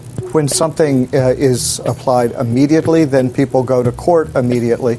And the first step is always to try to get a stay and to try to retain the status quo while the merits of that stay are argued in court. President Trump today signaled that he was extremely unhappy with the judge's decision. He tweeted out this morning that it was that he called him a so-called judge. A number of people have taken offense to that. The judge has been on the bench since 2004. He was nominated by President George W. Bush. This is part of the sort of personal way that the president takes these things.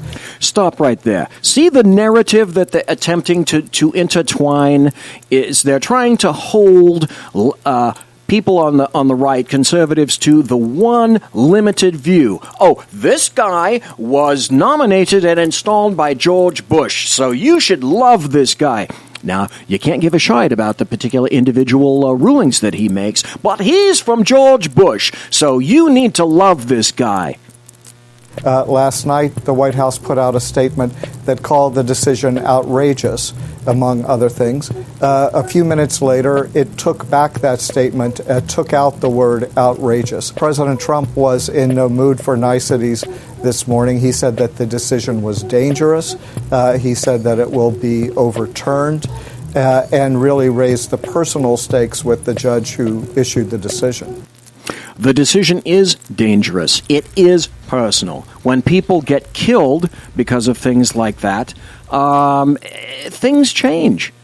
Things change. So, remember the judge was saying that because these large corporations are impacted from the people that they need to hire, propeller heads, etc., So if you do what I call the logical extension, basically what that's saying is that Robart is intimating because U.S. universities cannot produce a sufficient number of young, qualified technological candidates for today's computer mechanics and applied science, to refuse Syrian refugees would somehow damage Washington employees. Really?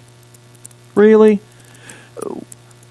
What kind of serious training does it take to yield a barista who knows how to make a machine, sound like it's hawking a loogie into a paper cup? They cannot see what they're doing. They don't want to see what they're doing. But you and I and people who are listening live and on the podcast, we all know exactly what they were doing. So here's what's going to occur.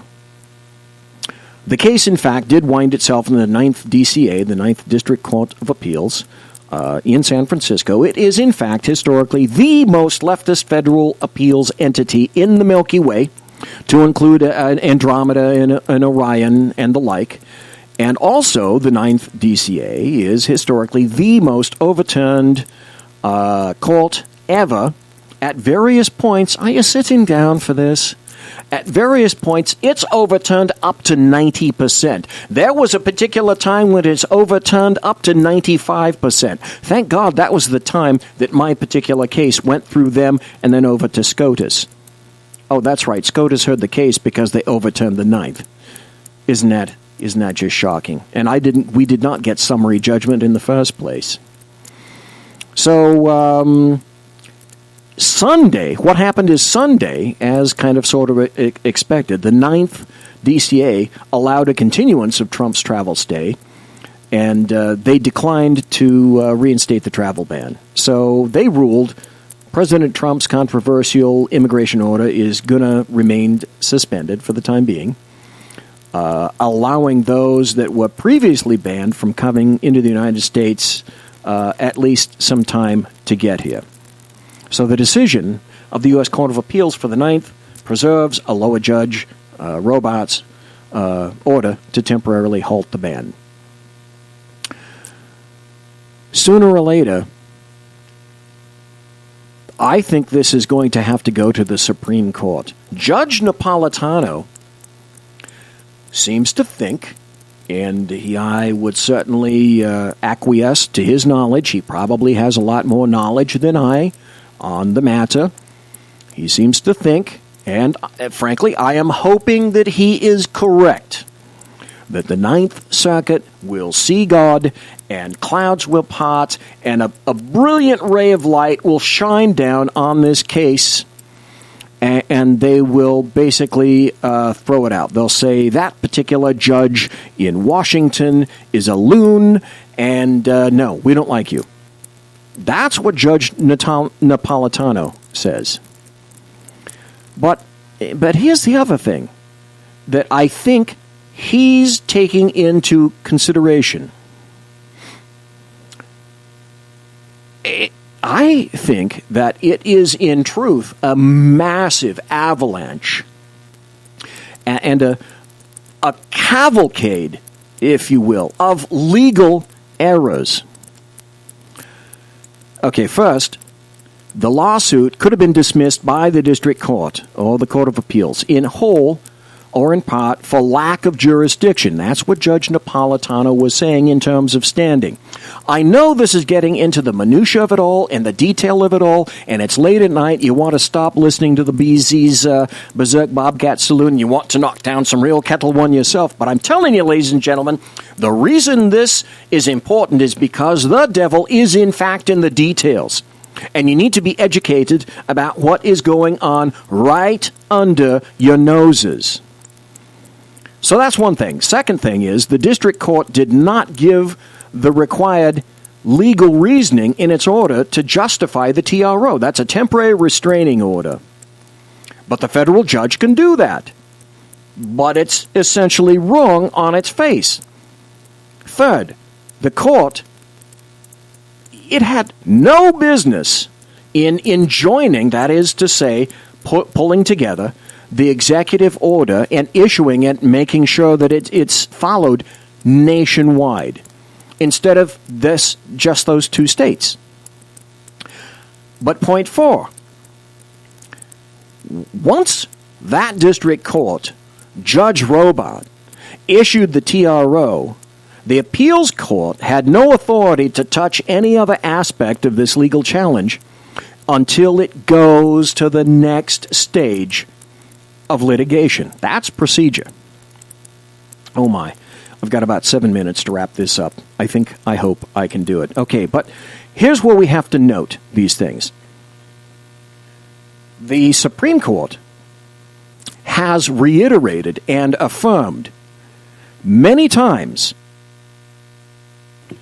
that when a federal court lacks subject matter jurisdiction in a lawsuit, meaning, hey, Judge Robart, where's your smarts on the interest of national security and immigration? The only power the court has is to explain why it can't claim jurisdiction, then dismiss the case. See, that's what should have happened for many of the claims, I think there are at least 17 now, in this lawsuit, rather than taking the extreme step of issuing that temporary restraining order, that TRO. Okay, we're going to get into some real inside baseball just for a moment, but that leads to another problem, because I've crossed my T's and dotted my I's. Rule 65B, 2, of the Federal Rules of Civil Procedure. Oh my God, BZ, where did you pull this shite? Requires a court to describe the injury suffered by the plaintiff, the states. Where's your injury? Where's your standing? Where's your injury? How have you been personally damaged, state, by this temporary stay issued from President Trump? So Judge Robart claimed that Washington and Minnesota, the 2 states that were making the claims, had carried their burden of showing that they had substantial likelihood of success on the merits of their lawsuit. That's what Judge Robart said, that these 2 states are likely going to win. But then in his ruling, he never says which ones. The states, in my opinion, obviously can't succeed on a claim they have no standing to raise, which is why I say yay and pat the back of Judge Andrew Napolitano.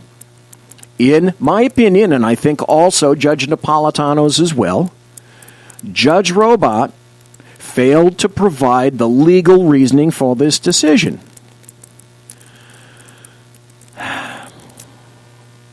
Okay, but once those errors are made, is there anything that the Justice Department can do until the TRO is superseded by a preliminary injunction, a PI? TROs expire within 14 days of being issued anyway. So there is in fact a bottom line out of this, which is good because I have about 5 more minutes. Given the liberal makeup of the Ninth Circuit, the Justice Department faces an uphill fight, I think, in San Francisco. Judge Napolitano seems to be very positive about this. I'd love to grab a hold of his coattails and have him pull me along in terms of positivity. This is going to become a major topic of discussion in the confirmation process of the Supreme Court's incoming Ninth Justice, Neil Gorsuch. So, let's step back. See, that's where the rub comes in. As Dave pointed out in chat earlier, that's why holding SCOTUS is absolutely critical. It's absolutely critical to the left, and it's absolutely critical to the right. I think President Trump did himself and the administration no favors when he failed to keep his mouth shut and his fingers off Twitter. He, when he wrote in response to Robart's decision, the opinion of this so-called judge, which essentially takes law enforcement away from a country, is ridiculous and will be overturned. Yeah, okay, all right. You're stating the obvious, fine, but your president, in my opinion, just let your people do their jobs. Beyond endearing yourself to your enemies, similar acts tend to make life, they make your life, he still hasn't grokked this concept, they make your life more difficult than need be. He's already beginning to encounter all those DC roadblocks that foundational documents term checks and balances. He cannot be as imperial as Barack Hussein Obama, although he's utilizing the same tools. That said, I still believe that the foundational lawful argument for Trump's immigration stay holds under the very same reasons that I've told you before. I always go back to 8 U.S.C. 1182.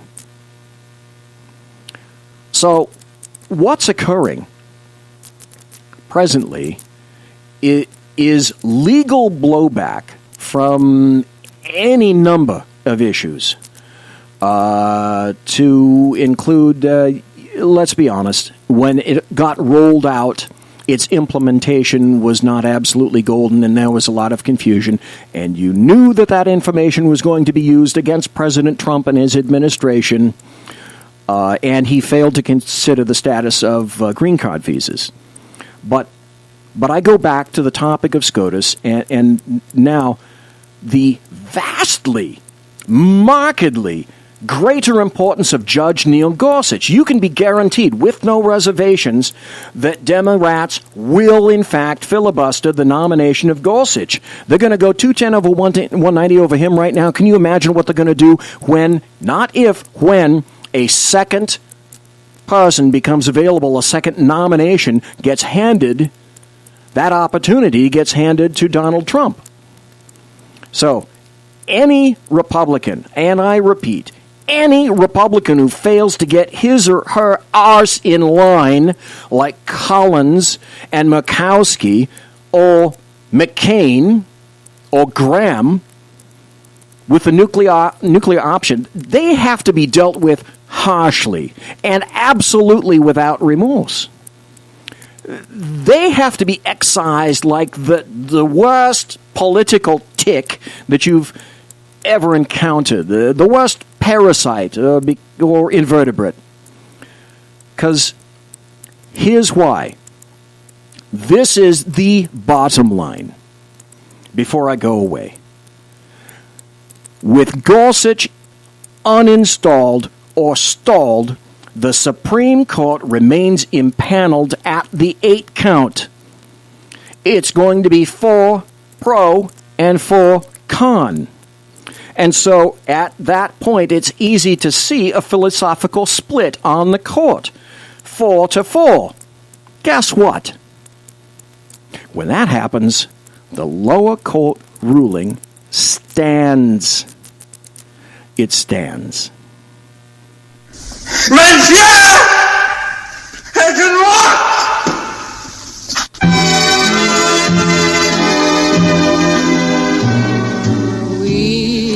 Ladies and gentlemen, boys and girls, children of all ages, thanks for listening to the Bloviating Zeppelin's Berserk Bobcat Ballroom on the SHR Media Network.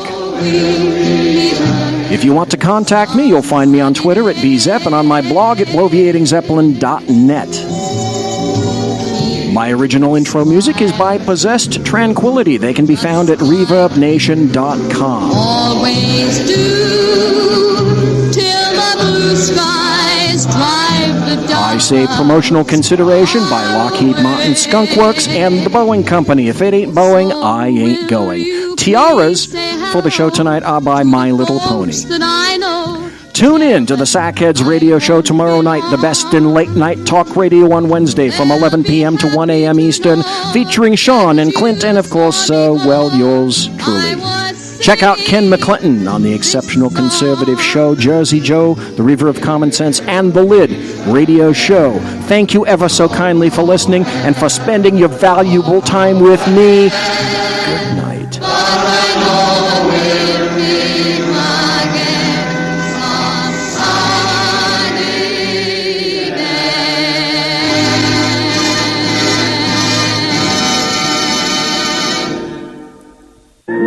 right down now and get some sleep. Good night, everybody. Good night, Mama. Good night, Ben. Good night, everyone. Good night, Mama. Good night, Daddy. Good night, children. Good night, Daddy. Good night, Elizabeth. Good night, John Boy. Good night, Jim Bob. Good night, Jim Bob. Good night, Jim Bob. What's going on? I was asleep. What's everybody doing? Good night, Jim Bob. Go to sleep.